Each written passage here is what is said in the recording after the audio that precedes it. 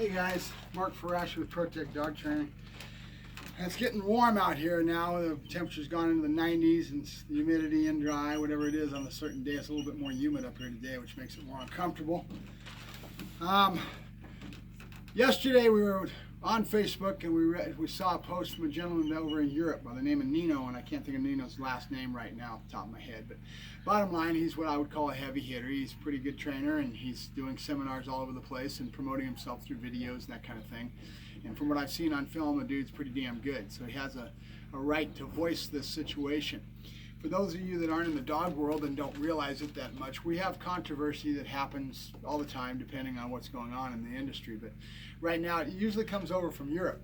Now keep in mind that back in the 70s, when we were just learning about protection dogs, and law enforcement was going over to Germany, and they were being soaked pretty good with a lot of money going to Germany in regards to the knowledge they were getting and the dogs they were importing over. And they were German Shepherds for the most part.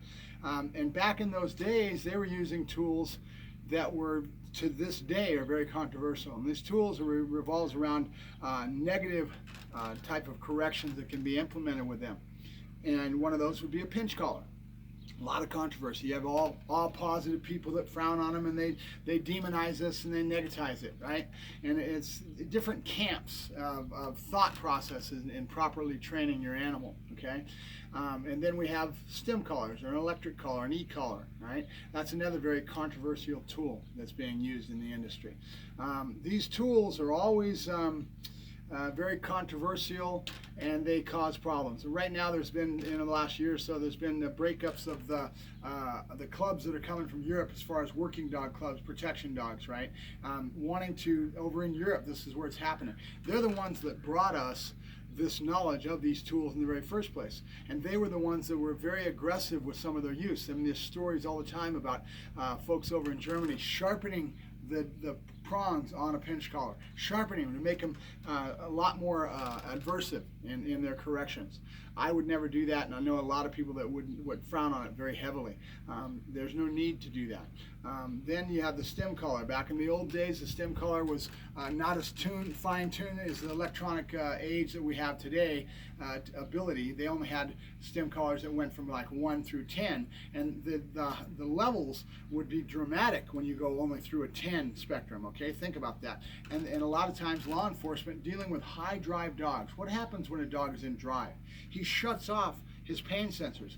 You see Caesar with his show, he's always talking about red zone. He actually got that terminology from me, and I call it red level. Okay, I was trying to teach him that the pit bull would shut off his ability to even feel a dang thing. His brain goes out to lunch, and because of the genetic makeup of a pit bull in their drives, they don't feel any pain when they're in this state of mind. Okay, so you need a tool that will get through that state of mind. And when you're doing things that stimulate that type of a drive states, and you have a high drive dog and working dogs like they do in law enforcement, a lot of times they need tools like this to be able to do the job. But you get to a point where sometimes these things can be abusive, okay? So like I was telling Nino in my reply and my little interaction with him on this thread, when he mentioned that the sport of KNPV over in Europe, they have a problem where they're outlawing the stem collar. And this stuff has been encroaching. It started in Schutzen in Germany, and you get all the foo-foo people that outlaw all these tools, and they think this is the right thing to do. But reality is this. We need these tools a lot of times, but it's all about the operator. Okay, a tool is only as good, and I think I've said this to you folks before, a tool is only as good as the person using it, okay? And your knowledge and your ability to use that tool is in a lower sense, is very important, because if you understand how to use the tool and you're doing it properly, when you build into higher states of mind, you can avoid these problems that you have to go to a bigger stick and start beating the hell out of the dog. Or he was talking about the people that have been seen on film over in KMPP. So they're the parent club, I guess, has outlawed these tools to be able to use. Well, reality, I think his point is well taken. He's saying that they knew it the whole time. They know this stuff is going on until it becomes just really a political hot potato. They don't do anything about it. And when they do anything about it, they stand back and act all righteous and point their fingers at the people that they think are being abusive with the tool. So they outlaw the tool altogether. Reality is the knowledge in using the tool. If you understand how to use it and you do it properly and incrementally phase in the tool, like with a stem collar. I use my stem collar 90% of the time on a low stimulation, and it's a signal to the animal. I very rarely you ever go up to a level that's going to bite, that's going to hurt? And sometimes I do, but I've made sure that I condition the dog properly so he understands it. So it's how you do the job.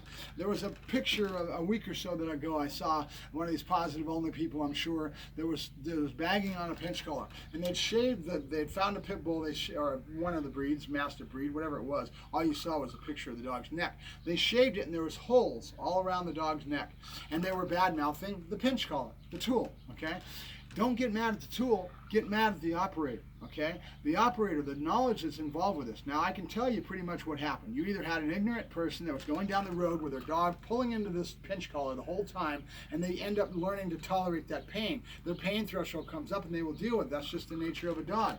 And that dog was probably pulling this person behind, and they probably didn't have it fitted right. When you fit a pinch collar, you want to have it up high near the neck, and you want it tight so that when you barely touch it, the dog can feel it. Okay, so again, now you're going to have fine finesse, and you're going to have ability to very lightly touch that tool to get the response you want. You don't have to have the dog pulling into that pinch collar the whole time.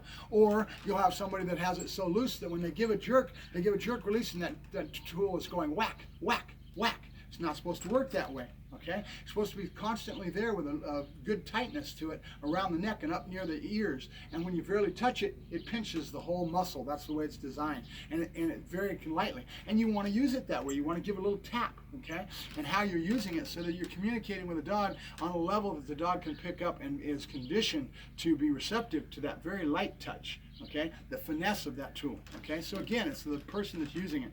Any tool can be abusive. Okay, you can feed a dog and overfeed a dog. How many times have you seen somebody where the dog's overweight? That's abusive. Okay, they're giving the dog too many hot dogs, and they're giving it too much food. The dog becomes fat, and that's not good for the animal. That's abusive. Okay, anything can be abusive in the wrong hands. The tool is only as good as the person that's using it. Okay, so these things are starting to get politically hot potato, and they're starting to come towards America. So what do? We ended up getting a little tiff with one of the parent organizations over in Europe. You hear about it all the time. The politics was pretty hot potato last year, okay, or a couple years ago, or this last year. And so these discussions go on all the time amongst the professionals. So what I'm trying to get across to you folks that are laymen or that are uneducated, that don't understand this stuff, demonize the person using the tool. Don't demonize the tool. The tool has all kinds of potential if used properly. Okay, but the key is you have to be educated. You have to understand how to use the tool. When I do my stem collar exercises, I call it a stem collar. Okay, the reason I call it a stem collar is it's a very unusual way of saying it. Most people do not say this. They say e-collar, they say electric collar, electronic collar. They call it a lot of things, but you'll very rarely ever hear what I call it. I call it a stem collar. Why do I do that? Because I want to get through to people's negativity on a tool that's a very, very positive thing. Okay, it can be used very well, and it's just an amazing tool. It's a three-dimensional tool, and I've talked about this before, and I'll give you this little spiel now. Okay, so I call it a stem collar for a reason. It makes somebody go, "What's that?" And as soon as they do that, their mind is open to learn. If I say it's an electronic collar and an e-collar, they've probably heard this term before, and they've already got preconceived negatives and walls up in their mind, and they won't learn. Okay, it's all about understanding to learn and grow. I call it a stem collar for a reason. It makes somebody say, "Hey, what's that?" Now their mind is open to me being able to educate them. Okay, because it's the negative, the walls that you have, and not wanting to learn and grow that will cause a problem. Okay, and then you demonize the tool, and you don't demonize the lack of knowledge. There's a knowledge base that's needed. Okay, there's a lot of times where people, and I've said it over the past, is that you should have some kind of certificate that says that you are qualified or that you've been through some standardization in how to use this tool before you're allowed to use it. That would be a lot better than demonizing the tool and outlawing them in something that's very much needed and very quality tool. Three-dimensional. I've mentioned this before. An e-collar, as far as I'm concerned, is a very three-dimensional tool if used that way. Most people's mental mind state, the layman, the uneducated person will go on and buy this thing, and they want to get it because they think just hitting a button and zapping the dog, in other words, using a bigger stick, is going to be the way to solve the problem. Reality and truth is that you need to understand dog psychology and how to condition a dog first before you ever go to a tool like that. So in other words, what I'm saying to you in a nutshell is that if I have a customer come to me and I want to allow them to use that, and they ask me about it, I push them away, and I will not let them use that tool in my program at all until they understand how to condition a dog. They understand about markers. They understand about good, no, and yes. And they have a good baseboard of ability and communication with their animal. And they understand a lot of these concepts of how we take this dog through setting up the communication baseboard. And then, and only then, and when the dog is ready for it, when he's already advanced, he understands how to down, he understands how to sit, he understands, because in an e-collar application, if you're talking to anybody that knows what they're doing, they're going to tell you, they don't teach anything with that stem collar. What they do is they set up a signal that they reaffirm to the dog that he's doing the right thing, that he's supposed to be doing something and complying to a command that he already knows. He already knows the command, right? So in a nutshell, as this pressure, this hot potato political topic starts to come towards America, I ask you to please go out of your way to learn, to grow, and to use this tool in the right way. If you're a professional, make sure that you're educating your public and that you're doing the right things so that we don't have to face this same demonizing of a tool instead of demonizing the people that are using it. Okay? If they're using it improperly, they're using it abusive, they should have something said to them. You know, reality and truth. It's a tool that is a very positive, powerful tool. And three-dimensional means that you can use it in such a way that I get a huge, broad ability to be able to use it in many things. Here's the best way of understanding three-dimensional. If I play a game of chess, and I'm playing that game of chess, and I've got one board, I have to basically project my mind out to 3 to 5 moves ahead, maybe even more. Those that are really good at chess can project their mind out even farther than that in how many moves they can see on that board, right? In general, when you're playing with somebody like me that doesn't know how to play that well, I might project my mind out about three moves, and I can see the board and see it in 3 different moves ahead, okay? I'm not that good, right? But with the ability to go to the next level, think about three-dimensional chess, okay? Now think about how your mind has to project out, okay? This tool, the e-collar, in a specific sense, what we're talking about, the e-collar can be used in a very much broader sense, and it's a three-dimensional tool if used properly, right? And that's the key. So think of three-dimensional chess. As far as the pinch collar is concerned, it's ignorance and inadequacies in using that tool that cause the problem, and those perceptions can be negatively perceived because some idiot on Facebook posts a picture of the dog having holes in his neck. And I'm going to guarantee you there's 2 reasons that happened. That dog was setting up pressure behind that thing, pulling his owner down the street day in, day out. The owner wasn't doing what I always advocate to my customers. You never leave a pinch collar on a dog all the time. You put the pinch collar on, you go out and work him, and you take it off. You don't leave it on him all the time, and I will always tell my customers, maximum amount of time that pinch collar should be on that dog is 4 hours at a time. Okay? I'm not advocating that you should leave it on the dog for that long, but in general, you want to take it off and put it on. But why? Because that thing is designed to be tight on the neck. What happens when you're on a bed and you're laying on a bed? You end up getting a bed sore, right? Because you're not getting turned. If you're an older folks or whatever, bed sores are common with those people that have a lack of circulation and they're stuck on that. That's a pressure that causes the bed sore, right?